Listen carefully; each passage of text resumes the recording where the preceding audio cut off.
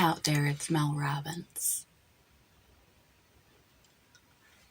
I used to be what you would call a fucked up functional person.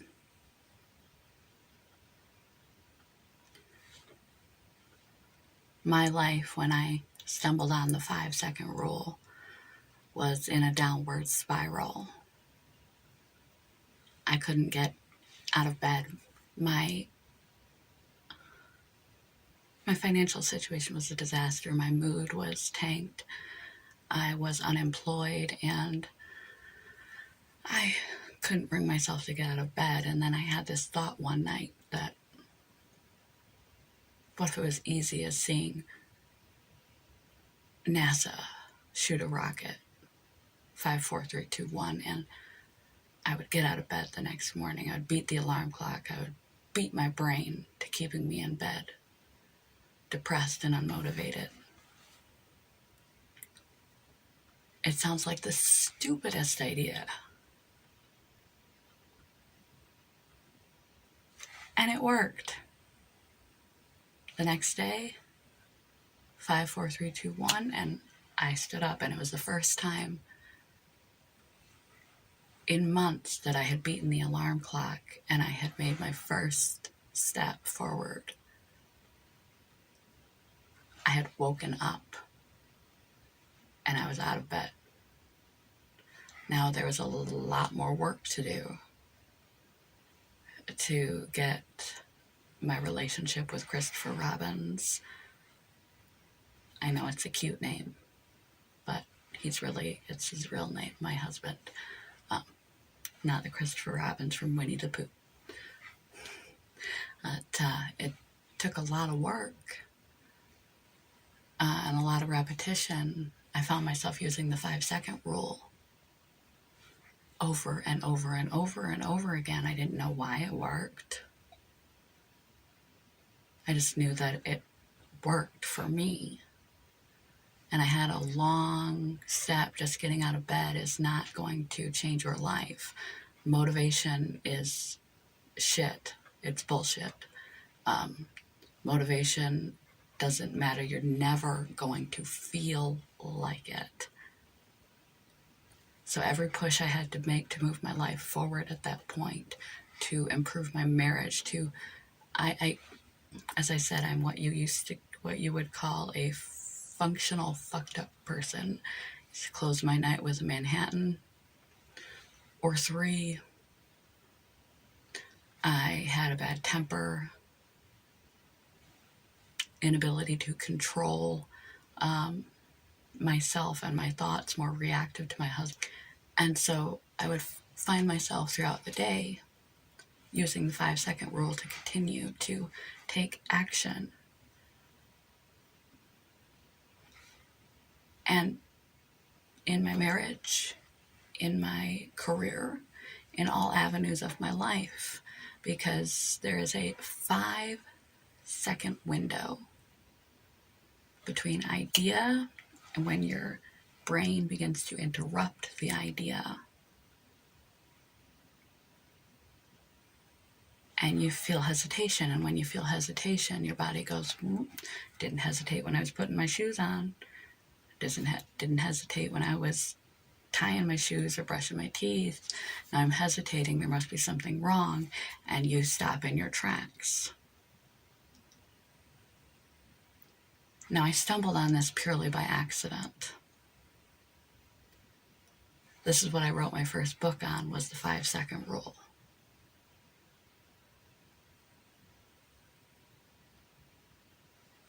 And I didn't intend on writing a book about it. I didn't intend on even bringing it up. I was on a TED Talk. I was doing motivational speaking at the time. And I kind of blanked. If you want to see a 20-minute long panic attack, watch my first TED Talk. It was not... I felt imposter syndrome. I felt ill-equipped to be there. I felt like I didn't belong. I tried to change panicked into excited and just go out there and give the speech. And at the last minute, I blanked and couldn't think of anything else to say. And so I brought up the 5-second, this little weird thing that I had stumbled upon and done myself. And then it went viral on TED Talk. And this little piece that I obscurely threw in at the end became global. I was getting messages back about how impactful and how many versatile ways that it had impacted people, from prevention of suicide, which is one of the most extreme examples, to motivation to make those calls at work, to ask that person to marry them, to approach difficult conversations in their relationship, to start that weight loss journey, to just motivate you past. Motivation is bullshit, but to push you past that hesitation, resistance in your brain. Now, this is how I find a lot of my material. And as Tom Bilyeu put it very aptly, I have a way of making material that is very accessible and beneficial and could be even seen as stupid in lesser hands. The way I approach my work is through my life experience. When I have difficult times in my own life, I try these things, I make up these things, I stumble on these things that work for me, these seemingly silly ideas. And when I find that it actually works for me and it's improved the quality of my life in some form or fashion, I want to share it. And so I just kind of let it out of the box into the world to do with what they will, and I hear back. And if I hear back that these things that work for me personally through my own difficult times have helped other people, well, then it's a go. It's a go, and I get a little frustrated, a little pissed off that I'm not taken seriously a lot of the times because the content seems so base. But it's like Dr. Rangan Chatterjee, his 5-minute kitchen routine. Accessible. Accessible is the key. There's no point in all the information in the world if you can't apply it. So first, I'm my own test subject. Through my own, I'm just as part of my appeal is that I'm real and I'm just as messed up as the rest of you, and I admit it. We all are. But I legit admit that I stumbled and fumbled and have my own character flaws and life issues that I need to work out. And through working things out, I stumble on things that work for me. I put them out into the world. If I get a positive feedback, then I go and do research. I don't have an MD, a DO, a PhD, anything D at the end of my name, but I was a practicing lawyer. I'm not an unintelligent woman.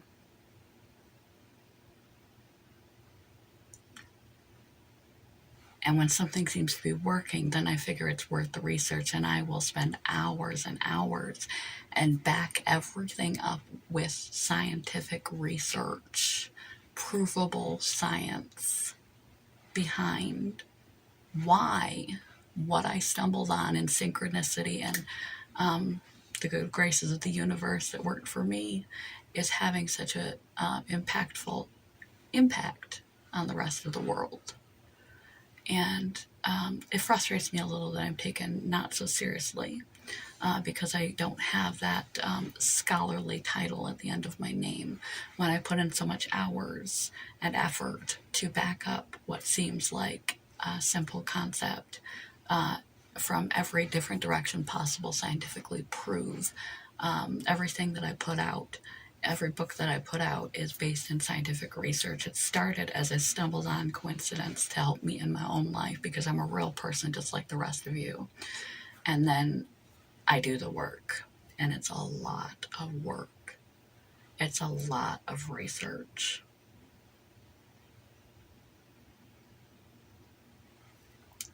And there's a lot more to the book than the title. So if you ever pick up one of my books, you'll find a lot of tips, tricks, and tactics that you can pull from in your everyday life that are not just the 5-second rule.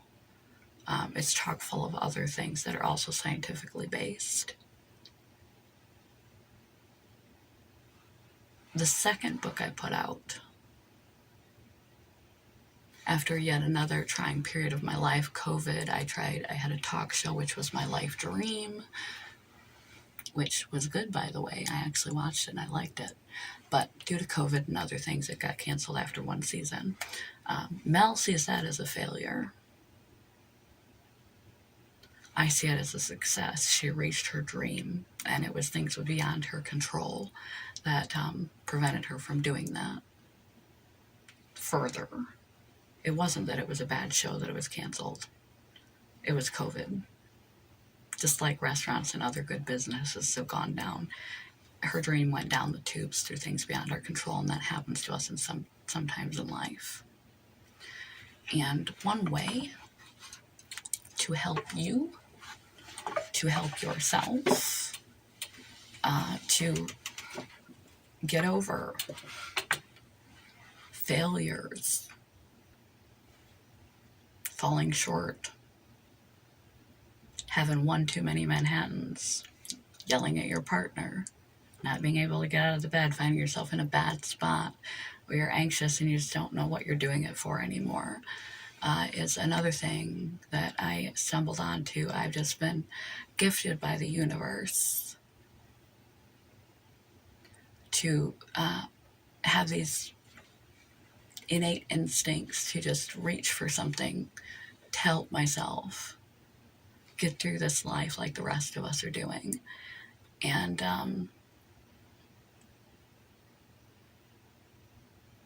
they turn out to be viable, accessible tools that truly work for other people for all sorts of reasons and applications. The second book that I put out recently was The High Five Habit. I would go into the mirror, as most women and men do, especially the older that we get, and just berate myself. My under eye bags and my wrinkles and my double neck, one boob's lower than the other, and I was just staring in the mirror and tearing myself apart like I did every single morning. And for whatever reason, it came over me to just give myself a high five. To just, I had no words.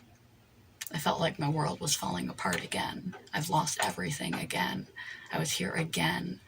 And I didn't know what to do. And I was demeaning myself as usual, as we don't even think about it. We walk into the mirror and the first thing we do is critique ourselves. We don't even see ourselves as another human.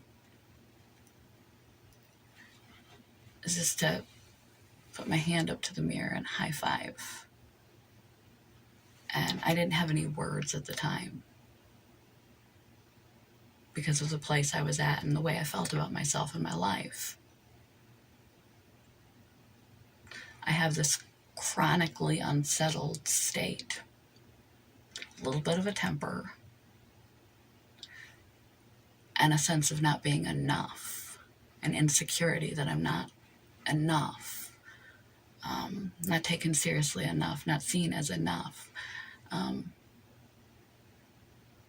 But that doesn't stop me from having big dreams, like being the world's top female podcaster and pursuing those dreams.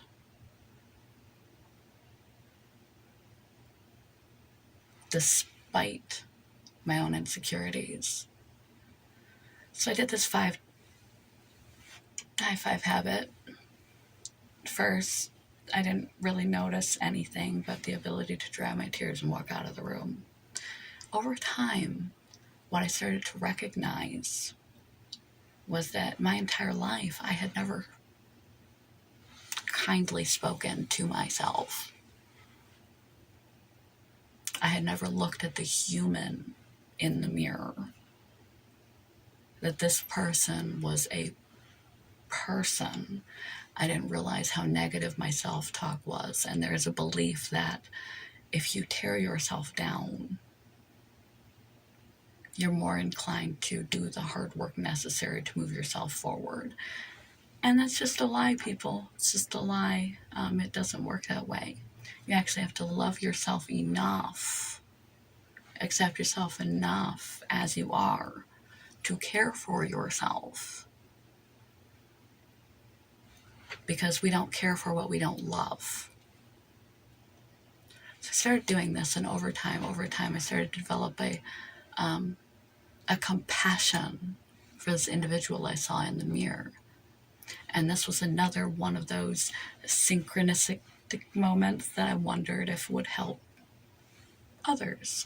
So I put it out into the world, and I got incredible feedback back. We don't save, we don't protect, we don't respect, we don't work for, we don't heal, we don't move forward and progress that which we do not love. And if we spend any time in the mirror at all, it is degrading ourselves, degrading, picking out our flaws, or just tending to little pieces of ourselves, micro-focused on putting on makeup or this or that. We don't actually spend any time with ourselves. And so after positive feedback on this, I began to do the scientific research that I do with every book that I put out, and come to find out there's a million reasons why the high five habit works. It's harder for men to do than women. People have resistance, and you need to examine your resistance. Because you think you have to do something to deserve to high five yourself. You think you have to do something to deserve to be loved. Why high five works, you don't have to say anything. We are neurologically conditioned to know what this means.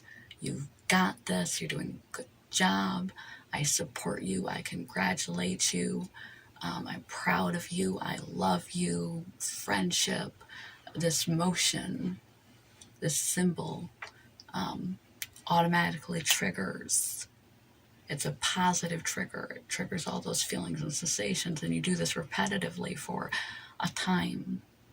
And you begin to develop a compassion for the person that you are. It's hard to see from inside ourselves who we actually are. And we're more prone to notice our flaws than our positive attributes. We don't often we look at ourselves. We don't look at ourselves the way we'd look at another person. And we're often our own worst critic. This begins to develop a rapport with yourself, a trust with yourself, a love for yourself, an appreciation for yourself. It starts to take away the constant derision, and you realize you are a team with you. And I, again, have done all the scientific work required to back this up and how this works. And if you want to know more, you got to buy my books. I just started my own podcast. As I mentioned, one of my lifelong dreams, and I don't know if I'll ever get there, was to be the world's most popular female podcaster. I'm just getting started. I'm just learning podcast altogether. I'm starting from the ground up. It's a brand new skill for me, but that doesn't mean I can't dream big. Shoot for the moon, hit the stars. And maybe I'll stumble along something on the way that will help me. Another tip that relates to my podcasting, my content used to be primarily in appearing on other people's podcasts or promoting my books, the occasional TED Talk or motivational speech. And then there was the brief talk show, which checked off one of my life boxes, but was quickly torn away from me due to COVID and other circumstances. I see it as a failure. People who watch you, Mel, do not see it as a failure. Think on that one. And I was speaking with Lewis House on his podcast, and I mentioned how jealous I am of Lewis, how great his impact, and that jealousy we need to look at a little bit differently. When you feel jealous of another individual, you feel jealous or envious because it triggers something in you. They have a characteristic, a career path, a confidence. They have something about their being or about what they're doing, their athleticism and fitness, that you want. If you can turn that negative, recognize that negative emotion when it creeps up, and instead of trying to squash it and feel guilty and shameful for it, recognize that it's a flashing red light that says that you are inclined towards something. Try and figure out, break it down, what it is that it is specifically for me. It was specifically podcasting. Podcasting has been a dream of mine, and I shortly after I've started my own podcast. Where it goes, I don't know. Whether I'll reach my dreams, I don't know, but that's not going to stop me from trying. That's a key point. And if you don't develop a relationship with yourself where you respect and support and love yourself, high five habit is the first step toward. You won't bother because you'll be telling yourself you're not good enough. But you want to pay attention to jealousy instead of trying to crush it down and feel guilty and shameful for such a negative emotion. Realize that it's highlighting that that person has something that you would like to have. Recognize that don't want what other people have. This is a B quote, not Mel Robbins quote, but recognize that you don't want to have what other people have unless you're willing to do the work it took them to get there. So keep with that in mind. Explore your jealousy or envy and try to turn it on a positive end. Redirect it toward, what am I jealous of exactly here? Is there charisma? Is it their career? Is it their confidence? Is it their sense of humor? Is it their physical fitness? What Is it about them? That is a desire within you that you can seed and foster, rather than letting it brew and simmer and turn into resentment and hatred towards another person.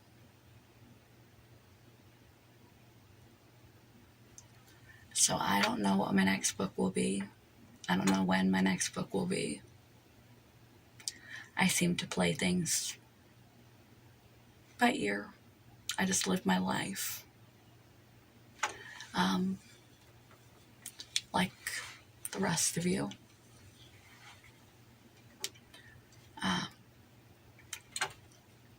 And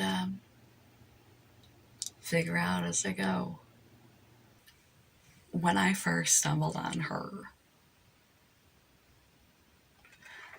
I didn't like her. I hate to admit that, but she rubbed me the wrong way and I couldn't figure out why. And I think it was the intense insecurity and verging on temper control issues that bothered me. It was really when I saw her on the talk show, more of a long view when she wasn't trying to defend herself or prove to others that she was worth defending. This is before the high five habit. She seemed really just tense and insecure and defensive. And I think that was what got to me. She's real. You see a lot of people on podcasting that are popular.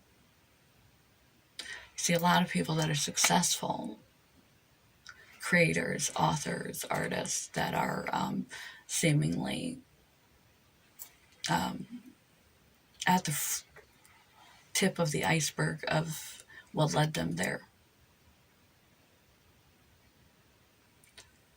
She is a real person constantly shifting gears and figuring herself out along the way, taking us along for the process. When something works, she doesn't just disseminate it out there and hope that it works for you without any implication on how it will actually work. She backs it by science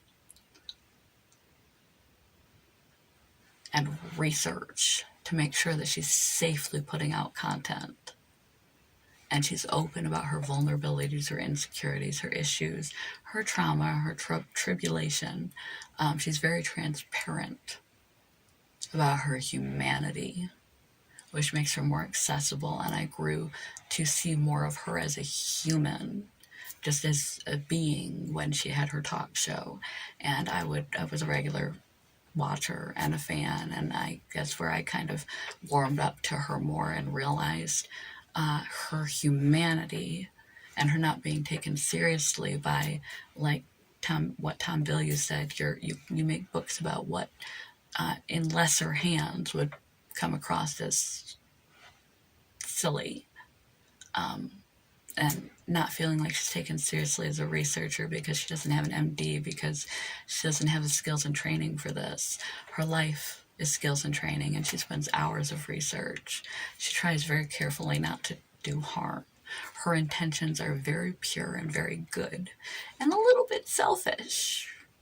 Just a little bit, but it's okay to have an ego, and it's okay to have dreams. She wants to be highly successful. She wants to be not just a good podcaster, not the best new podcaster, the best in America. She wants to be on the New York Times bestseller list, even though she's had many successful books, because self-publishing don't work that way.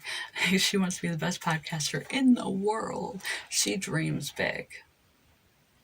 But the bigger you dream, the bigger your results, even if you don't reach the big dreams. She wants to feel good about herself. Hopefully not solely through her accomplishments. There are many things I've grown to love about Mel Robbins.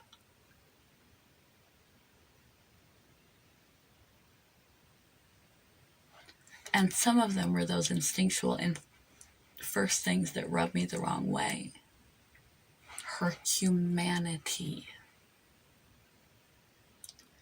She is a real, live, accessible human being working her way through this life like the rest of us, and having the kind heart to share the deep desire to help others feel better about life and themselves when something works for her. I'm too tired. I need to 5-4 second myself out of this chair and do that life thing we all have to do after I high five myself in the mirror. So, to Mel Robbins, your heart is good, your mind is sound. Give yourself a break. You're doing okay. You're doing it right. Your intentions are well meant. A little ego is okay. You don't need to defend yourself. You've proven yourself already. And you are setting a good example.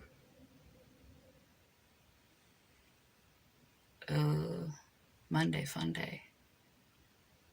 Try that again.